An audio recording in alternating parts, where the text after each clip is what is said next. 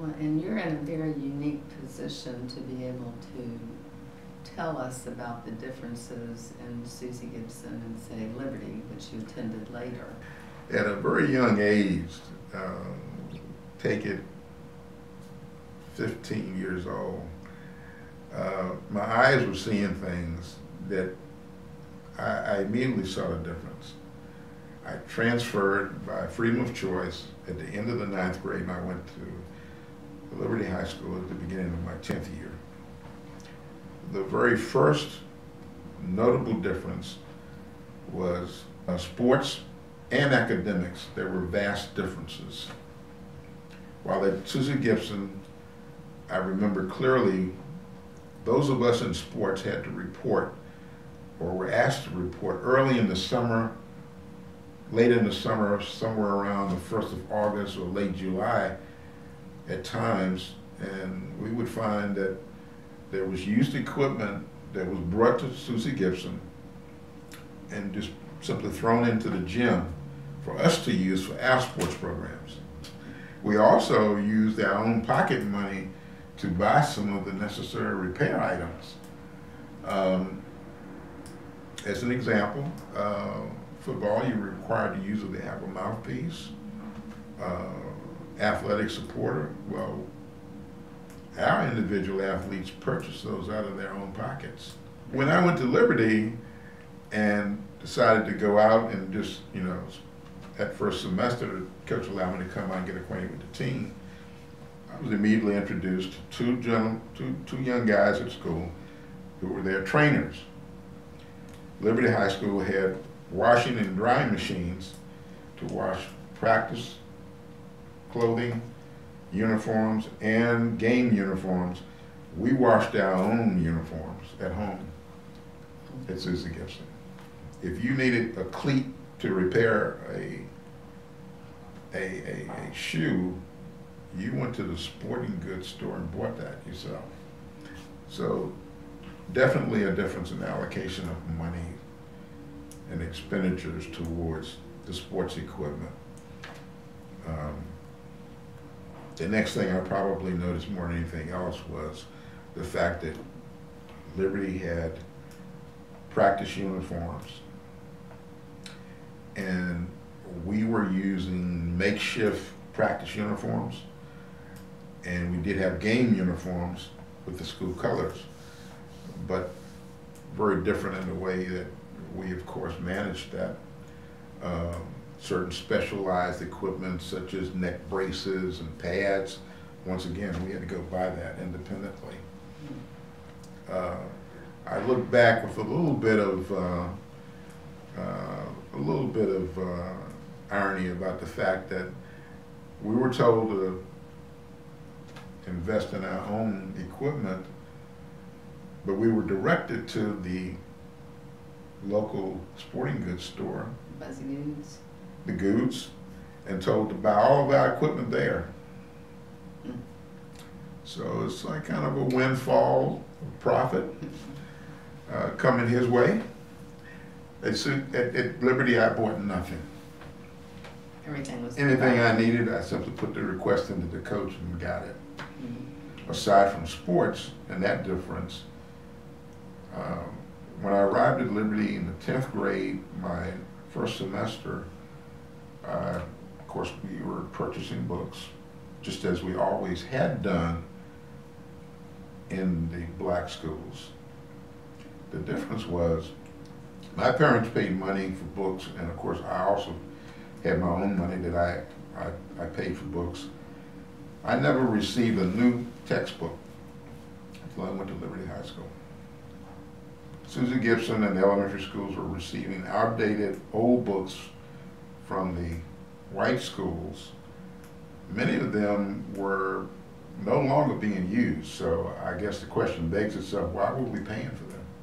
But our parents did pay for those books, so forth, so on, and I just got curious. I stopped by to see some of my old teachers, Susie Gibson, and I said, I'd like to bring my books back here one afternoon, if you don't mind, and just compare what you have to what I have at Liberty. And 3 of the teachers agreed they'd like to see that. So I took my books over one afternoon as quickly as I could after school and caught them, and they had no such books at Susie Gibson. So my conclusion, we had all new edition books at Liberty. They were using old, outdated books, and thus the scenario created was, how are the Susie Gibson students to compete on an even playing field when they're using outdated books, when standardized testing is based on current textbooks? It just gave a lot of insight into the claims that black students could not perform as whites and did not have the mental capacities to study and learn. Those were all falsehoods created by the segregated system. I think with the correct textbooks, anyone, black or white, had an opportunity. And that's not to say that all students performed on an equal level. Most students performed as their talents allowed them to. There were certainly students that were more talented than others. That exists in the white community and the black community. But given the same training tools and learning tools, it was only the way to look at a real, accurate picture of a student's ability to learn and what they could accomplish. In that respect, it just set me on a new path mentally to how I would think about schools. But yeah, those were the noticeable differences. I'm curious about how you were received by the other students when you decided to go to Liberty. Twofold.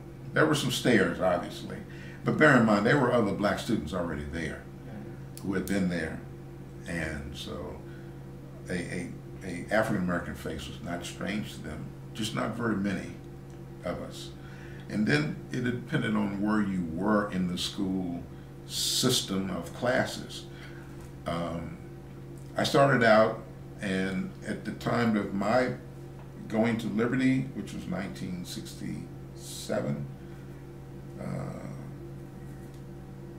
that first year, and for the years after that, Bedford County was certainly using the